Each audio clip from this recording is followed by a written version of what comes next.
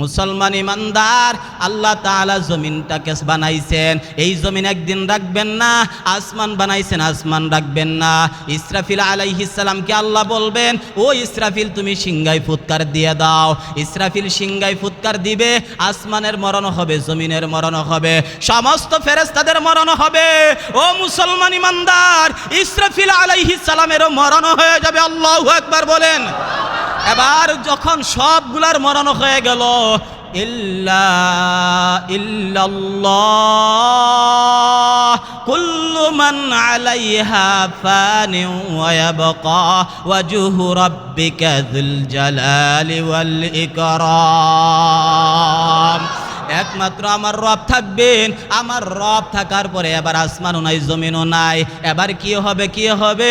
ও মুসলমান ইমানদার, আল্লাহর রসুলের এক হাদিস থেকে আমরা যতটুকু পাই, মিশকাত শরীফের 481 নম্বর পৃষ্ঠায় আপনি খুলে দেখেন, আল্লাহর পয়গম্বরের সাহাবী আবু হুরায়রা বলেন, মা বাইনান নাফকাতাইনি 40। আল্লাহর নবী বলেন, ইসরাফিলের দুইটা সিংহায় ফুৎকারের মাঝখানে 40 হবে। এই 40 দ্বারা আল্লাহর রসুল কি বুঝাইছেন? আবু হুরায়রাকে প্রশ্ন করা হয়, ও আবু হুরায়রা, কালু ইয়া আবা হুরায়রা 40 ইয়াউমান। এরে আবু হুরায়রা, 40 দ্বারা আল্লাহ রসুল কি 40 দিন বুঝাইছেন নাকি? আবু হুরায়রা জবাব দেন, ক্বালা আবাইতু, আমি এটা বলতে পারবো না। আবু হুরায়রাকে এবার প্রশ্ন করা হয়, কালু সাহাবায়ে কেরাম বললেন 40 শাহরান, আল্লাহর নবী কি 40 দ্বারা 40 মাস বুঝাইছেন নাকি? আবু হুরায়রা জবাব দেয়, আবাইতু, আমি এটা জানি না, আমি বলতে পারবো না, আমি অস্বীকার করে দিলাম, এটা আমি বলতে পারবো না। আবু হুরায়রাকে আবারও প্রশ্ন করে, 40 সানাতান, 40 বছর নাকি? আবু হুরায়রা এবারও জবাব দেয়, আবাইতু, আমি বলতে পারবো না।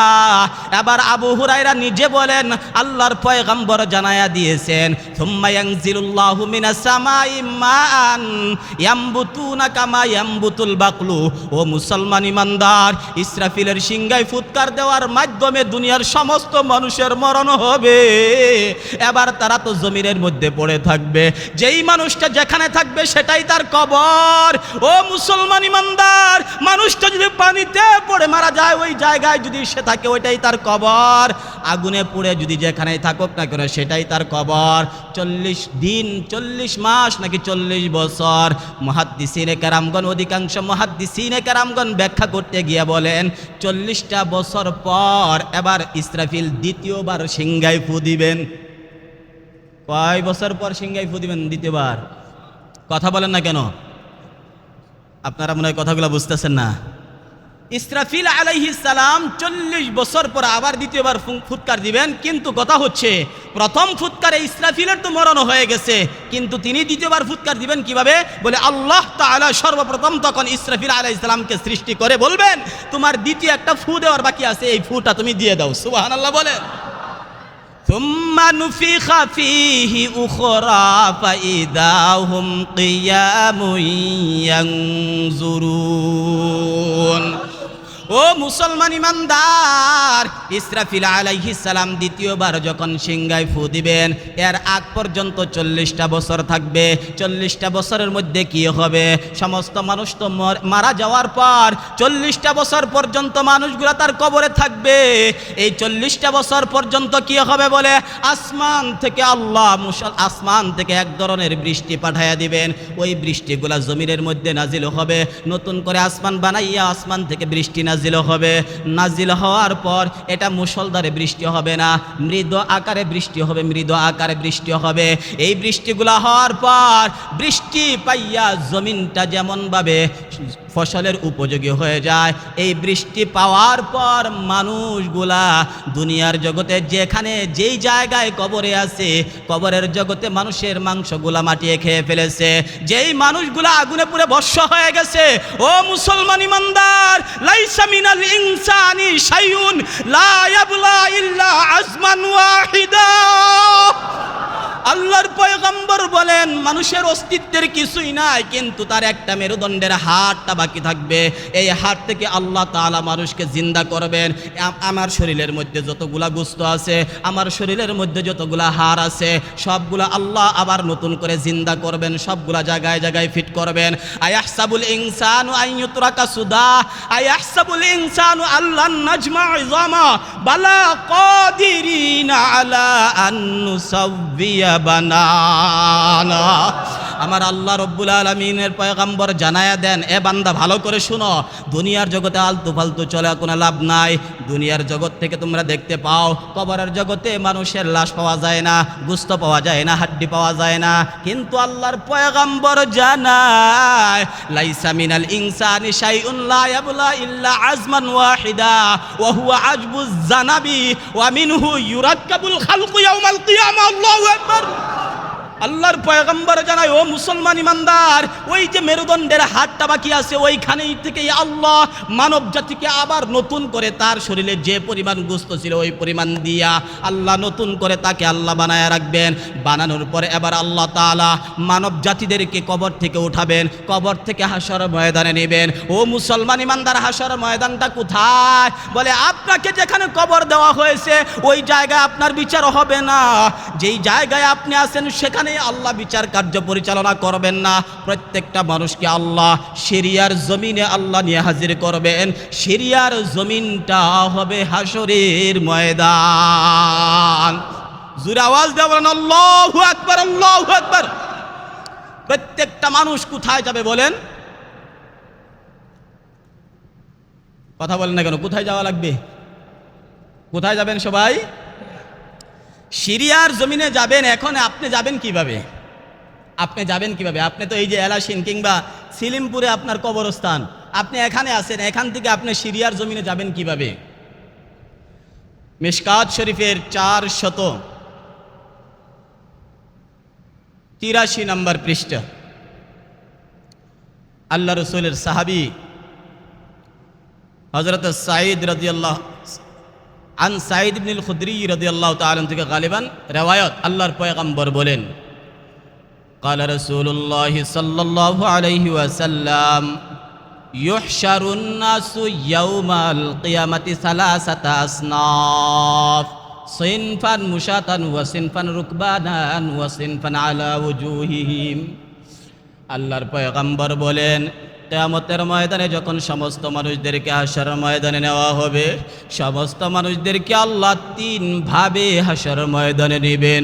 সব মানুষকে আল্লাহ একভাবে নেবেন না, সমস্ত মানুষগুলাকে আল্লাহ তিন ভাবে হাসরের ময়দানে নিয়ে হাজির করবেন। ও সিলিমপুর এলাকার মুসলমান, এই এলাকা থেকে এমনও কোনো ব্যক্তি হবে যেই ব্যক্তির জন্য আল্লাহ মেহমানদারির ব্যবস্থা করবেন। আল্লাহু আকবার। আল্লাহর পয়গম্বর বলেন, সিনফান মুশাতান, হাসরের ময়দানে সিলিমপুর থেকে যখন সিরিয়ার জমিনে আল্লাহ ওই দিন নেবেন, এক শ্রেণীর মানুষ এমন হবে যাদেরকে আল্লাহ হাঁটায়া হাঁটায়া হাসরের ময়দানে নেবেন।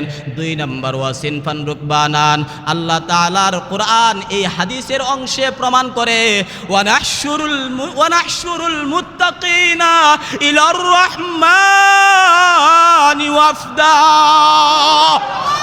আল্লাহর আয়াত প্রমাণ করে, এই হাদিসের অংশটুকুর প্রমাণ করে আল্লাহর পয়গম্বর বলেন, ওয়াসিনফান রুকবানান, এক শ্রেণীর মানুষ এমন হবে যাদেরকে কবর থেকে উঠানোর পর বলা হবে হাসরের ময়দানে যাও, কিন্তু তাদেরকে যখন কবর থেকে উঠানো হবে ওই সময় ওই বান্দাগুলা কবর থেকে উঠার পর তাকায় দেখবে তার কবরের পাশে একটা জন্তু রাখা আছে। এত সুন্দর জন্তু দুনিয়ার কোনো দিন দেখে নাই, এত সুন্দর জন্তু তার কবরের পাশে আসিয়া হাজির হয়ে গেছে। ফেরেশতারা এবার ডাক দিয়া বলবেন, আল্লাহর গোলাম, আল্লাহ তাআলা তোর জন্য এই জন্তুটা পাঠাইছে, এই জন্তুর উপরে তুমি উঠো। আমার আল্লাহ আদেশ করেছেন তোমাকে যেন মেহমান হিসাবে হাসরের ময়দানে সম্মানের সাথে নিয়ে যায়। এক নাম্বার কিছু মানুষ হবে যাদেরকে আল্লাহ হাঁটায়া হাঁটায়া হাসর ময়দানে নিবেন। দুই নাম্বার এমন কিছু মানুষ হবে যাদের জন্য আল্লাহ জন্তুর ব্যবস্থা করবেন, জন্তুর উপরে সওয়ারি হইয়া ওই বান্দারা হাসর ময়দানে যাবে। তিন নাম্বার ওয়াসিনফান আলা উজুহিহিম, আর এক শ্রেণীর মানুষ এমন হবে যাদের দুইটা পা উপরের দিকে দিয়া, মাথাটা নিচের দিকে দিয়া, চেহারার উপরে ভর করায়া করায়া আল্লাহ হাসর ময়দানে নিবেন। নাউজুবিল্লাহ, বলে নাউজুবিল্লাহ। দুইটা পা উপরের দিকে দিয়া, মাথাটা নিচের দিকে দিয়া, চেহারাটা নিচের দিকে, চেহারার উপরে ভর করায়া করায়া হাসর ময়দান নিয়ে হাজির করবেন। এ যুবক ভাই গো, ও বৃদ্ধ বাবাজিরা, ও এলাকার মা বোনেরা, যেই দিন আল্লাহ আমাকে হাসর ময়দানে নেবেন, আমার চেহারাটা যদি নিচের দিকে দিয়া, পা দুইটা উপরের দিকে দিয়া যদি চেহারার উপরে ভর করায়া করায়া হাসর ময়দানে নেয়, আমার মতো বদনসিব, আমার মতো বদবক্ত এই জমিনে আর একটাও নাই। মুসলমান ইমানদার সাহাবায়ে কেরাম আল্লাহর পয়গম্বরকে প্রশ্ন করলেন, ইয়া রাসূলুল্লাহ, মানুষ হেঁটে হেঁটে যাবে এটা বুঝলাম, মানুষের জন্য একটা জন্তু আনা হবে, জন্তুর উপরে সওয়ারি হইয়া হাসর ময়দানে যাবে এটাও বুঝলাম। কাইফা ইয়ামশুনা আলা উজুহিহিম, মানুষগুলা তার চেহারার উপরে বর করে কেমনে করে হাসর ময়দানে যাবে? আল্লাহর পয়গম্বর তখন জবাব দেয়, ক্বালা ইন্নাল্লাযী ইয়ামশাহুম আলা আকদামিহিম কাদিরুন আলা আন ইয়ামশিয়াহুম আলা উজুহিহিম। আল্লাহু আকবার বলেন। আল্লাহর পয়গম্বর জানায়, ও সাহাবায়ে কেরামের দল, যেই আল্লাহ বান্দাকে পায়ে চলার ক্ষমতা দান করেছেন, ওই আল্লাহ ওই দিন ওই বান্দাদেরকে চেহারার উপরে চলার ক্ষমতা দান করবেন। মুসলমান ইমানদার, এবার আসেন কারা হাঁটিয়া হাঁটিয়া যাবে? মুহাদ্দিসিনে কেরামগণ লেখেন, যারা এই দুনিয়ার সাধারণ ইমানদার তারা হাঁটিয়া হাঁটিয়া আল্লাহর দরবারে হাসর ময়দানে যাবে। দুই নাম্বার, কারা জন্তুর উপরে সওয়ারি হইয়া যাবে, যাদের ব্যাপারে হাদিস থেকে যতটুকু জানতে পারি, এরা হচ্ছে ওই সমস্ত মানুষ আল্লাযীনা কানাত তাতাজাফা জুনুবুহুম আনিল মাদাজি। ও মুসলমান ইমানদার, যেই মানুষগুলা রাতের গভীরে মানুষগুলা যখন ঘুমের ঘরে থাকতো, একা একা দাঁড়াইয়া দাঁড়াইয়া আল্লাহর দরবারে আল্লাহর সাথে সাক্ষাৎ করত, যেই মানুষগুলা তাহাজ্জুদের নামাজ পড়তো, যেই মানুষগুলা কোরআন তেলাওয়াত করত, যেই মানুষগুলার জবানে সর্বদা আল্লাহর জিকির রাখতো, এই মানুষগুলা আল্লাহর কাছে বড় দামি হয়ে গেছে। এই দামি বান্দাদের ব্যাপারে আল্লাহর পয়গম্বর জানায়, ওই দিন এই বান্দাদের জন্য জান্নাত থেকে জন্তু আনা হবে কবরের পাশে, ওই জন্তুর উপরে তাকে উঠাইয়া হাসরের ময়দানে নেওয়ার ব্যবস্থা করবেন। এবার হাসরের ময়দানে যখন আপনি দাঁড়ায় গেলেন, আপনি আবার হাসরের ময়দানে থাকবেন তো কোন অবস্থায় থাকবেন? আল্লাহর পয়গম্বর জানায়, ইন্নাকুম মাহশুরুনা হুফাতান উরাতান গুরলা, প্রত্যেকটা মানুষ উলঙ্গ হইয়া আল্লাহর দরবারে দাঁড়ায়া যাবে। আমার শরীরের মধ্যে কোনো কাপড় থাকবে না, আমার বাবার শরীরের মধ্যেও কোনো কাপড় থাকবে না, আমার মার শরীরেও কোনো কাপড় থাকবে না, আমার মেয়ের শরীরেও কোনো কাপড় থাকবে না, প্রত্যেকটা মানুষের পায়ের নিচে কোনো স্যান্ডেল থাকবে না। মুসলমান ইমানদার, এই জমিনটা জমিন থাকবে না। হাসরের ময়দান যখন কায়েম করবেন, হাসরের ময়দানের জমিনটা আলাদা বৈশিষ্ট্য থাকবে।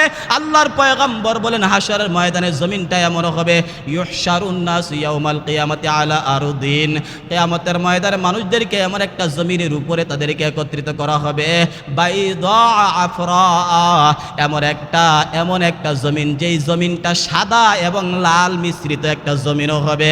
কাকুরসাতিন নাকিয়্যি, এমন একটা জমিন হবে ও মুসলমান ইমানদার, সম্পূর্ণ জমিনটা এমন হবে, লা ইওয়াজা ফিহা ওয়ালা আমতা, যেই জমিনের মধ্যে কোনো পাহাড় থাকবে না, কোনো টিলেটালা থাকবে না, কোনো উঁচু নিচু থাকবে না, কোনো বক্রতা থাকবে না, সম্পূর্ণ জমিনটা সমতল জমিনও হয়ে যাবে। একটু চিন্তা করে দেখেন রে ভাই, এমন একটা জমিন, যেই জমিনটা হবে সম্পূর্ণ সমতল, যেই জমিনটা হবে সাদা এবং লাল মিশ্রিত রুটির মতো, যেই জমিনের মধ্যে রক্তের কোনো চিহ্ন থাকবে না, মারামারি মারামারির কোনো চিহ্ন থাকবে না, কোনো ধরনের বাঁকা উঁচু নিচু থাকবে না। এই জমিনের মধ্যে আল্লাহ দাঁড় করাবেন। এমত অবস্থায় জমিনটা হবে সম্পূর্ণ তামার জমিন, নিচের দিক থেকে তাও ধাউ ধাউ করে উঠতে থাকবে। ও মুসলমান ইমানদার, এই অবস্থার ভিতরে আপনাকে খালি পায়ে দাঁড়ায় থাকতে হবে। কতদিন আপনি দাঁড়ায় থাকবেন? ফি ইয়াউমিন কানা মিকদারুহু 50,000 সানা, 50,000 বছর আপনাকে হাশর ময়দানে দাঁড়ায় থাকা লাগবে। এমন একটা জায়গায় দাঁড়ায় থাকবেন ও মুসলমান ইমানদার, আল্লাহর পয়গম্বর জানায় যেই জায়গায় আপনি দাঁড়ায় থাকবেন ওই জায়গাটা এত গরম হবে, এত গরম হবে, তুদুনা শামসু মিনাল খালকি, মানুষের এতটুকুই নিকটবর্তী সূর্যটাকে করে দেওয়া হবে, এতটুকুই সূর্যটাকে নিকটবর্তী করা হবে। এই লোকটার মাথা থেকে মাত্র 1 মাইল উপরে সূর্যটা এসে যাবে। নাউজুবিল্লাহ বলেন। এই সূর্যটা আপনার আমার মাথার 1 মাইল উপরে আসবে। কিন্তু এখন কথা হচ্ছে কি, আপনাদের কষ্ট হইতেছে নাকি? আপনাদের কষ্ট হইতেছে? ভালো করে বুঝবেন, হাদিসের রেওয়ায়াত দেখেন, আল্লাহর পয়গম্বর বলেছেন সূর্যটাকে যখন আপনার মাথার 1 মাইল উপরে এনে দেওয়া হবে, মিলুন শব্দ হাদিস আছে, কামিকদারে মিলিন, এটা মিলুনের ব্যাখ্যা করেছেন মুফাসসিরিনে কারাম, মুহাদ্দিসিনে কারামগুলো কয়েকটা। এর মধ্যে একটা হচ্ছে সুরমাদানি, অর্থাৎ যেটা দ্বারা চোখের মধ্যে সুরমা দেওয়া হয়, যে কাঠি দ্বারা, এই কাঠিটা কত বড় হতে পারে? এতটুকু উপরে থাকবে আপনার মাথার উপরে সূর্যটা। চিন্তা করছেন এই সূর্যের মধ্যে পাওয়ার কি পরিমাণ দেওয়া হবে? আল্লাহর রাসূল বলেন ওয়ায়ুজাদু ফি হাররিহা কাযা ওয়া কাযা, ওয়ায়ুজাদু ফি হাররিহা কাযা ওয়া কাযা। আরবি একটা শব্দ আছে কাযা, এই কাযা শব্দটা অস্পষ্টতার জন্য ব্যবহার করা হয়ে থাকে, পরিষ্কার করার জন্য না। কাযা ওয়া কাযা, যেমন মনে করেন আমি আপনাকে বললাম আমি আপনাকে এত টাকা দেব, বলেন তো এটা পরিষ্কার করেছি না অস্পষ্ট রয়েছে? কথা বলেন না কেন? আমি আপনাকে এত টাকা দেব, এটা কি পরিষ্কার না অস্পষ্ট? সুস্পষ্ট না অস্পষ্ট? অস্পষ্ট। আমি যদি বলি আপনাকে 100 টাকা দেব, এটা সুস্পষ্ট। ঠিক আরবি একটা শব্দ হলো কাযা, কাযা শব্দটা অস্পষ্টতার অর্থে ব্যবহার হয়। আল্লাহর পয়গম্বর বলেছেন ওয়ায়ুজাদু ফি হাররিহা কাযা ওয়া কাযা, এই সূর্যের মধ্যে যে গরম আছে এই গরমটাকে এত বেশি আকারে বাড়ানো হবে, এটার কোনো লিমিট আল্লাহ রাসূল বর্ণনা করেন নাই। কি পরিমাণ বাড়ানো হবে? হাদিস থেকে আরও যতটুকু জানা যায়, আল্লাহর পয়গম্বর বলেন মাথার যে উপরের অংশ আছে এটা একটা শক্ত অংশ, এই শক্ত অংশটা সূর্যের তাপ যখন, সূর্যের গরম যখন মাথার মধ্যে লাগবে, ভাতের মাড়ি যেমন গলে টকবক করতে থাকে, মাথার উপরের অংশ টুকরাটাও গলে টকবক টকবক করতে থাকবে। নাউজুবিল্লাহ বলেন। এমন একটা ভয়ঙ্কর দিনে সমস্ত মানুষদের মধ্য থেকে কিছু মানুষ এমনও হবে যেই মানুষদেরকে আল্লাহ হাশরের ময়দানে দাঁড় করায় রাখবেন 50,000 বছর। এই মানুষগুলা বাঁকা হয়ে দাঁড়ায় থাকবে, সোজা হয়ে দাঁড়াতে পারবে না। ও মুসলমান ইমানদার, বাঁকাও হইয়া হাশরের ময়দানে দাঁড়ায় থাকবে, একদিকে ঝুঁকিয়ে থাকবে, একদিকে ঝুঁকিয়ে থাকবে। কতদিন বলে? 50,000 বছর দাঁড়ায় থাকা লাগবে। মুসলমান ইমানদার সোজা হয়ে দাঁড়াইতে পারবে না, বাঁকা হয়ে দাঁড়ায় থাকবে। আল্লাহর পয়গম্বরের সাহাবীরা বললেন ইয়া রাসূলুল্লাহ, ওই মানুষগুলা কারা যারা হাশরের ময়দানে বাঁকা হইয়া দাঁড়ায় থাকবে 50,000 বছর? আল্লাহর পয়গম্বর জবাব দেয় মান কানাত ইনদাহুম রাআতান, যেই ব্যক্তির আন্ডারে, যেই ব্যক্তির মাথা হাতে, যেই ব্যক্তির অধীনে 2 জন স্ত্রী ছিল, ফালাম ইয়াদিল বাইনাহুমা, অথচ তাদের মধ্যখানে কোনো ইনসাফ করে নাই, ইনসাফ করে নাই, ন্যায় নীতি অবলম্বন করে নাই। 2 জন বিবি আছে, 2 জন স্ত্রী আছে, একজনকে ভালো নজরে দেখছে, আরেকজনকে মন্দ নজরে দেখছে, ইনসাফ করে নাই। এই ব্যক্তিকে আল্লাহ হাশরের ময়দানে 50,000 বছর বাঁকা করে রাখবেন, বাঁকা করে রেখে আযাব দান করবেন। নাউজুবিল্লাহ বলেন। এখান থেকে তাওজি করা হয়, আরো কিছু ব্যাখ্যা করা হয়, সেটা হচ্ছে এই পৃথিবীর মানচিত্রে যেই মানুষগুলা, সে নেতা হোক না কেন, প্রধানমন্ত্রী হোক না কেন, এলাকার মাতবর হোক না কেন, যারা বিচার করতে গিয়া সঠিক না করে বাঁকা করবে, কিয়ামতের ময়দানে তাদেরকে আল্লাহ 50,000 বছর বাঁকা করে আযাব দান করবেন। আমাদের সমাজে ন্যায় নীতির বিচার কম না বেশি? কথা বলেন না কেন? ন্যায় নীতির বিচার খুব কম হয় না বেশি হয়? পক্ষপাতিত্বের বিচার ভালো হয় বেশি। কথা বলেন না কেন? নিজের দলের লোক করছে অপরাধ না, অন্যের লোক করছে এটাই অপরাধ। কথা বলেন না কেন, কথা বলেন না কেন? আমরা অতীতে দেখে আসছি, অতীতে দেখে আসছি দলের লোক অপরাধ একটার পর একটা করেছে, তাদের কোনো শাস্তি হয় নাই। আর যারা কোনো অপরাধ করে নাই, নিরপরাধ মানুষদেরকে আয়নাঘরের ভিতরে ঢুকায় রাখা হয়েছে। অতীত আমাদেরকে শিক্ষা দিয়েছে, দুনিয়ার যুগে তোমরা আয়নাঘরের ব্যবস্থা করেছ, হয়তো তুমি 1 বছরের ব্যবস্থা করেছিলে, না হয়তো 2 বছরের ব্যবস্থা করেছিলে। তোমার জন্য আল্লাহ আখিরাতের ময়দানে, হাশরের ময়দানে 50,000 বছর আয়নাঘরের চাইতেও আরো ভয়ঙ্কর আযাবের মধ্যে তোমাকে বাঁকা করে রাখবে। অতএব ইনসাফ প্রতিষ্ঠা করা লাগবে। আলেম তুমি তোমার ছাত্রদের ক্ষেত্রে ইনসাফ করবে, আলেম তুমি তোমার বক্তব্যের ক্ষেত্রে ইনসাফ প্রতিষ্ঠা করবে। তুমি ওয়াজের মঞ্চে বসে গল্প কাহিনী বলে বলে কোরআনের আয়াতের অর্থ জানো না, হাদিসের ব্যাখ্যা করতে জানো না, তুমি মঞ্চের মধ্যে যখন তাফসীর কারক হয়ে যাও, তুমি বেইনসাফি কাজ করেছ। কথা বলেন না কেন? বেইনসাফি আমাদের সমাজে হয়নি না হয় না? আজকে ওয়াজের মঞ্চগুলো আজকে এমন হয়ে গেছে, কত ধরনের ভণ্ডদের আখড়ায় পরিণত হয়ে গিয়েছে। আর এই ভণ্ডদের পেছনে ভণ্ড কিছু লোক আছে, এরা দৌড়াদৌড়ি করে, এই অমুক আনতে হবে যে এই লোকটা গান গাইতে পারে, আসাইতে পারে, নাচাইতে পারে। কথা কন না কেন? এই লোক, এরকম লোক আমাদের সমাজে আছে না নাই? গান গায় স্টেজে উঠে গান গায়। আর এই স্টেজ, এই মাহফিলগুলার, এই যে কোরআন সুন্নাহর যে মাহফিলগুলা হয়, এইগুলা কি নাচ গান করার জন্য নাকি? তুমি কোরআনের ব্যাখ্যা করতে জানো না, কোরআনের আয়াত পড়তে জানো না, পেটের মধ্যে বোমা মারলে তুমি আলহামদু শব্দের তাহকিক করতে পারবা না, ব্যাখ্যা করতে পারবা না। তুমি আজকে মুফাসসিরে কোরআন হয়ে যাও, তুমি আজকে মুফাসসিরে কোরআন হয়ে যাও। এটা বেইনসাফি। বলেন এটা কি? বলেন তুমি আলেম হলেও আল্লাহ তোমাকে ছাড় দিবেন না, তোমাকেও আল্লাহ বাঁকা করে হাশর ময়দানে 50,000 বছর রেখে আযাব দান করবেন। সম্মানিত সুধী, যেহেতু সময় স্বল্প, এই জন্য আমি অন্যদিকে যাচ্ছি না। আরেক শ্রেণীর মানুষ আছে, ভালো করে মনে রাখবেন কথাগুলা। হাশর ময়দানে 50,000 বছর এমন একটা সময় যখন আপনার শরীরে কোনো কাপড় নাই, পায়ের নিচে কোনো স্যান্ডেল নাই, খতনাবিহীন অবস্থায় আপনাকে দাঁড়া করানো হবে। আয়েশা সিদ্দিকা আল্লাহ রাসূলকে বলেন, ইয়া রাসূলুল্লাহ, আর রিজাল ওয়ান নিসাউ জামিআ বাযুহুম ইলা বাযিন। ও আল্লাহর পয়গম্বর, পুরুষ নারী সবাই যদি উলঙ্গ থাকে, তাহলে একজন আরেকজনের দিকে তাকাইলে তো লজ্জা লাগার কথা।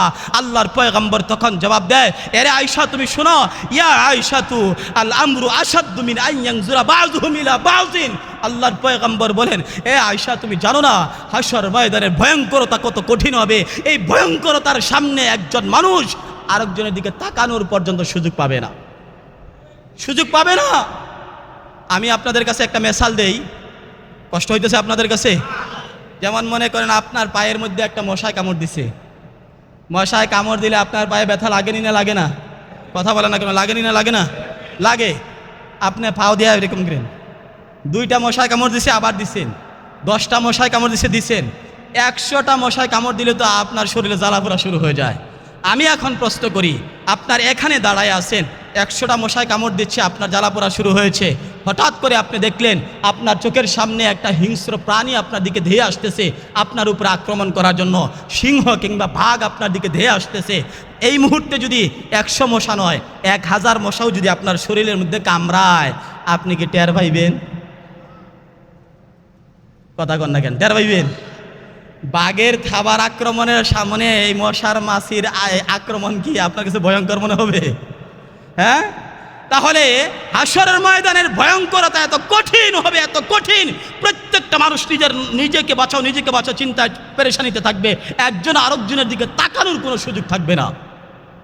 সম্মানিত সুধী, সেই ভয়ঙ্কর দিনে আরেক শ্রেণীর মানুষ যাদের পাছার মধ্যে আল্লাহ একটা পতাকা লটকায় দিবেন। কি লটকায় দিবেন? বলেন আপনারা বাংলাদেশের পতাকা দেখেন নাই? কথা বলেন না কেন? পতাকা ছিলেন তো? পতাকা যেটাকে আরবিতে বলে লেওয়াউন, পতাকা। আল্লাহ রসুলের কাছে হাসর ময়দানে লেওয়াউল হামদ, আল্লাহ রসুলের কাছে প্রশংসার ঝান্ডা থাকবে, পতাকা থাকবে।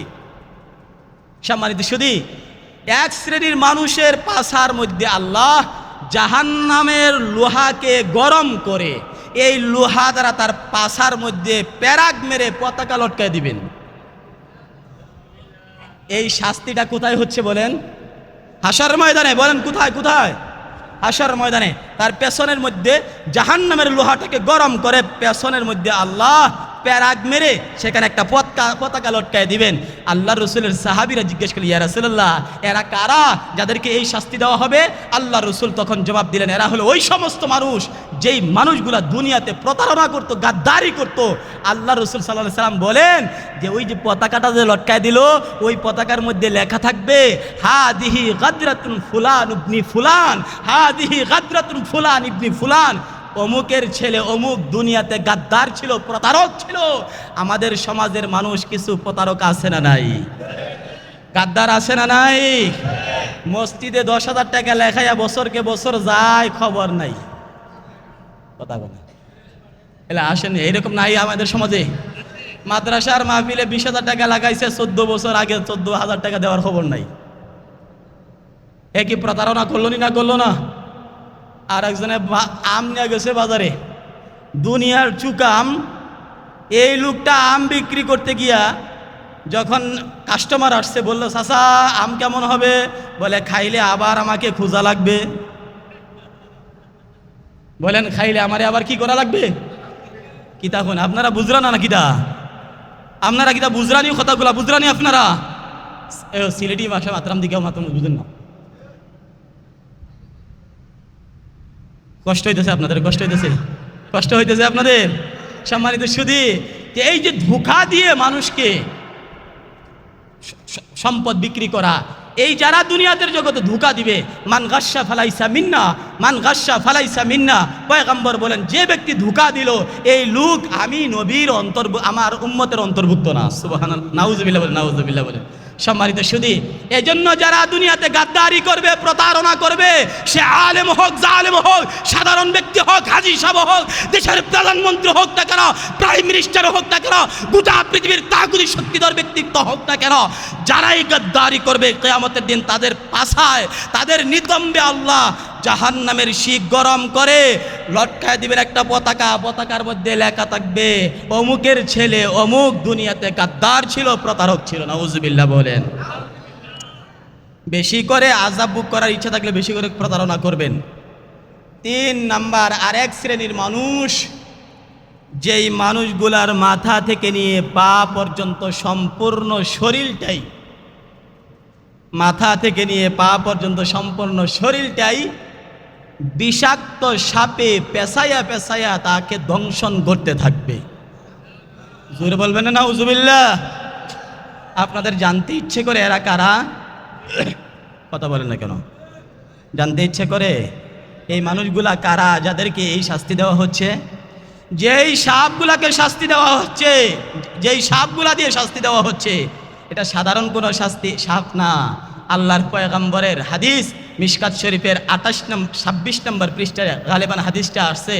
আল্লাহ রসুল বলেন, লা ইউসাল্লাতু আলাল কাফিরি ফি কবরিহি, কাফের কুফফারদের কবরের মধ্যে আল্লাহ 99টা সর্প নিযুক্ত করবেন। তানহাসুহু ওয়া তালদাগুহু, এই সাপ এই ব্যক্তিকে দংশন করতে থাকবে, দংশন করতে থাকবে, দংশন করতে থাকবে। ও ভাই, এরা এমন ভয়ঙ্কর সাপ, এমন ভয়ঙ্কর সাপ, লাউ নাফাখা বিল আরদি, যদি এরা জমিনের মধ্যে একটু মাত্র নফখা দেয়, অর্থাৎ একটু যদি জমিনের মধ্যে যদি তারা ফু দেয়, এই পৃথিবীতে যদি একবার মাত্র ফু দেয়, মা আমবাতাত খাজিরা, জমিনে কোনো দিনের জন্য কোনো ঘাস, কোনো গাছপালা, সবুজ বৃক্ষ জন্মাতে পারবে না, জন্মাতে পারবে না। সম্পূর্ণ জমিনটা বিষাক্তে অকেজু হয়ে যাবে। নাউজুবিল্লাহ বলে। এমন ভয়ঙ্কর সাপ আল্লাহর বান্দাকে মাথা থেকে নিয়ে পা পর্যন্ত সম্পূর্ণ শরীরটা পেঁচাইয়া পেঁচাইয়া আযাব দিবে। আমরা দুনিয়ার জগতে দেখতে পাই, যদি আমার সামনে কোনোদিন কোনো একজন ব্যক্তি আক্রমণ করতে আসে, আক্রমণ করলেই তো আমরা সেটাকে প্রতিহত করতে গিয়ে হাত ব্যবহার করি। ও মুসলমান ইমানদার, ওই ব্যক্তির সামনে যখন ওই জাহান্নামের সাপটা যখন তার দিকে আসবে, আল্লাহর বান্দা সর্বপ্রথম তার হাতটাকে সামনের দিকে বাড়ায়া দিবে। যেই মুহূর্তে হাতটা বাড়াবে, ওই সর্পটার সাথে সাথে তার হাত সম্পূর্ণ খেয়ে ফেলবে, টুকরা টুকরা করে ফেলবে। এবার সে প্রতিহত করার ক্ষমতা রাখবে না, বাম হাত দিবে, বাম হাতটাও খেয়ে ফেলবে, টুকরা টুকরা করে ফেলবে। আল্লাহর বান্দা এবার হাত দ্বারা তো প্রতিহত করতে পারলো না, এবার মাথা থেকে নিয়ে পা পর্যন্ত তাকে দংশন করবে। আল্লাহর বান্দা চিৎকার মেরে কান্নাকাটি করবে। এমন একটা ভয়ঙ্কর দিনে এই ব্যক্তিকে এইরকম আযাব দেওয়া হবে। আল্লাহর পয়গম্বর সাহাবায়ে কেরাম জবাব দিলেন, ও সাহাবীরা, এরা হলো ওই সমস্ত মানুষ যেই মানুষগুলাকে আল্লাহ জমিনে তাকে সম্পদশালী করেছিল, টাকা পয়সা দিয়ে আল্লাহ তাকে ধনী বানাইছিল, অনেক টাকার মালিক বানাইছিল, কিন্তু ওই বান্দাটা কি করেছে? আল্লাযী জামা মালান ওয়া আদ্দাদা ইয়াহসাবু আন্না মালাহু আখলাদা। কাল্লা, আল্লাহ বলেন আল্লাযী জামা মালান ওয়া আদ্দাদা, এই বান্দা সম্পদ পাইয়া খালি কইছে 10 টাকা, 20 টাকা, 1 লাখ, 2 লাখ, 5 লাখ, 10 লাখ ব্যাংক ব্যালেন্স করেছে, আর শুধু তার সম্পদগুলা গণনা করছে।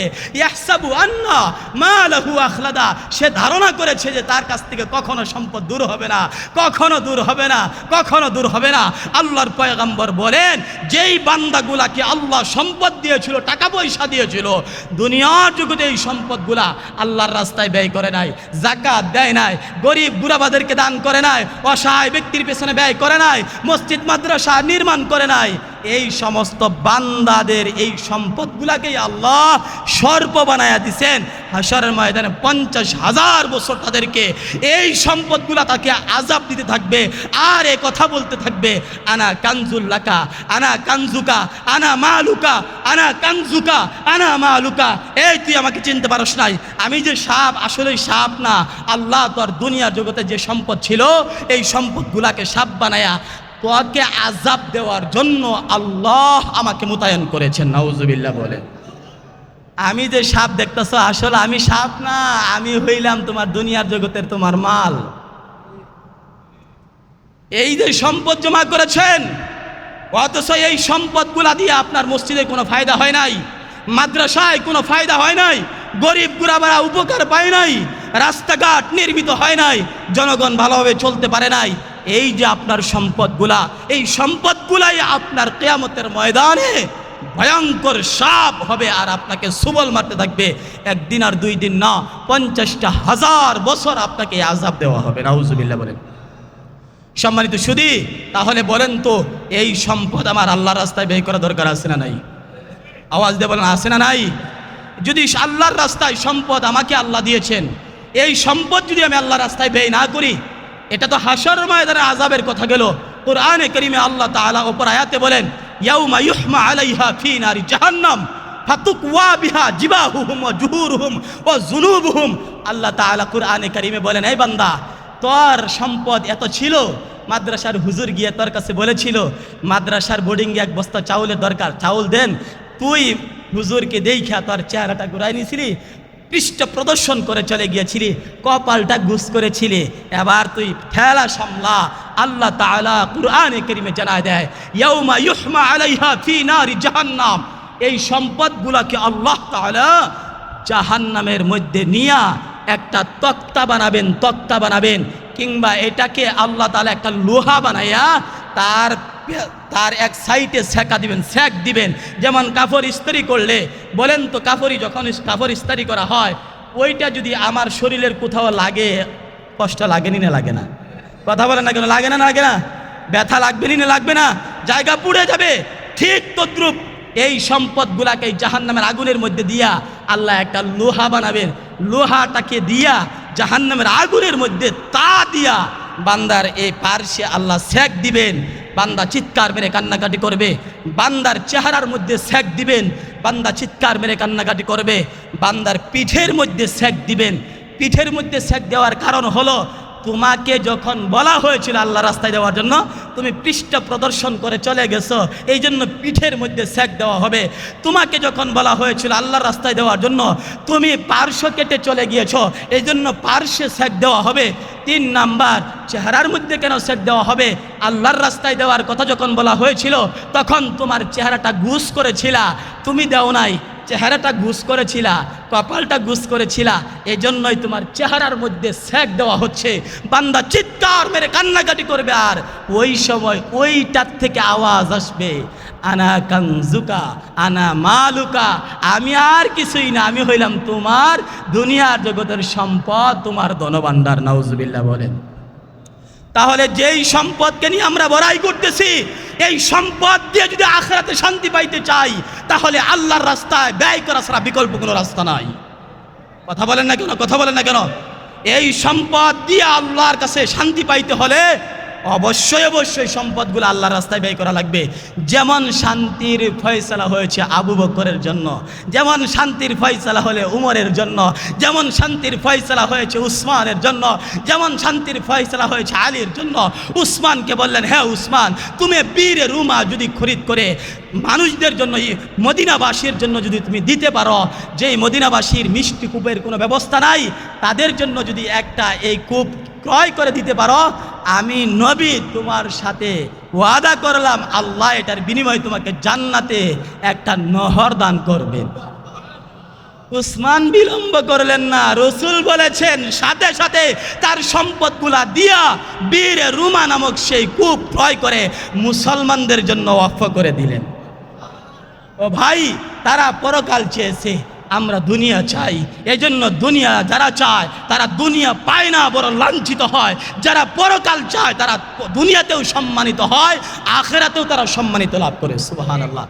আবু বকর আমার বংশের কেউ না, উমর আমার বংশের কেউ না, উসমান আমার বংশের কেউ না, আলী আমার বংশের কেউ না। 1450 বছর অতিবাহিত হয়েছে, গোটা পৃথিবীর আনাচে কানাচে মুসলমানদের জবান থেকে আলী রাদিয়াল্লাহু তাআলার নাম, আবু বকরের নাম, উসমানের নাম, আলীর নাম সম্মানের সাথে আজও পর্যন্ত ব্যবহার হইতেছে। কথা বলেন ঠিক না বেঠিক? এই জন্য ভাই দুস্থ বুজুর্গ, আল্লাহ তাআলা আপনাকে যে সম্পদ দিয়েছেন, এই সম্পদগুলা যেন হাসরের ময়দানে আপনার বিপদের কারণ না হয়, পরকালীন জগতে জাহান্নামে যেন বিপদের কারণ না হয়, সেজন্য এখানে যে মাদ্রাসা আছে, গরিব গুরাবা এখানে থাকেন, অনেক ছাত্ররা আছে যাদের টাকা পয়সা নাই, পড়তে পারে না, আপনাদের অবদান, আপনাদের অনুদানে তারা এখানে থেকে লেখাপড়া করে করে কোরআনের হাফেজ হইতেছে। হায়, আল্লাহর পয়গম্বর বলেছেন, কুন আলিমান আও মুতাআল্লিমান আও মুঈনান আও মুহিব্বান ওয়ালা তাকুন খামিসান। তুমি যদি আলেম হইতে পারো না, আলেম না হইলা, কিন্তু একটা কাজ করো, সেটা হলো তুমি আলেম যারা হচ্ছে কিংবা যারা হয়েছে তাদেরকে তুমি সাহায্য করতে পারবা, তাদেরকে তো তুমি ভালোবাসতে পারবা। সেই ভালোবাসার দাবিতে কোন ভাই আছেন, কোন বাবা আছেন এখানে, কোন চাচা এখানে আছেন, দাঁড়ায়া বলবেন যে আমি এই মাদ্রাসার জন্য 5 বস্তা চাউল দিব ইনশাল্লাহ। কোন ভাই আছেন ইনশাল্লাহ? কোন বাবা আছেন? আমি ওই ভাগ্যবান বাবা দেখতে চাই যে আমি 5 বস্তা চাউল এই মাদ্রাসার জন্য বরাদ্দ করবে, যেই চাউলগুলা খেয়ে ছাত্ররা লেখাপড়া করবে, তাহাজ্জুদের সময় উঠে আল্লাহর দরবারে কান্নাকাটি করবে, কোরআন তেলাওয়াত করবে, কোরআন তেলাওয়াত করবে। আর আল্লাহ তাআলা আপনি যে দান করেছেন এটা খেয়ে যে সে লেখাপড়া করতেছে, এটার সওয়াব আল্লাহ আপনার আমল নামায়ও দান করবেন। কোন ভাই আছেন ইনশাল্লাহ? আপনার অর্থ থেকে, যে অর্থগুলা বিপদের কারণ হবে না, যে অর্থগুলা পরকালে আপনার প্রত্যেকটা ঘাটিতে সফলতার কারণ হবে, এমন এক ব্যক্তি ভাই কোন বাবা আছেন যে দাঁড়ায় বলেন আমি 5 বস্তা চাউল ইনশাল্লাহ মাদ্রাসার জন্য দান করব, যেই মাদ্রাসার ছাত্ররা আমার চাল খেয়ে কোরআনের হাফেজ হবে, কোরআন তেলাওয়াত করবে। কোন ভাই আছেন ইনশাল্লাহ?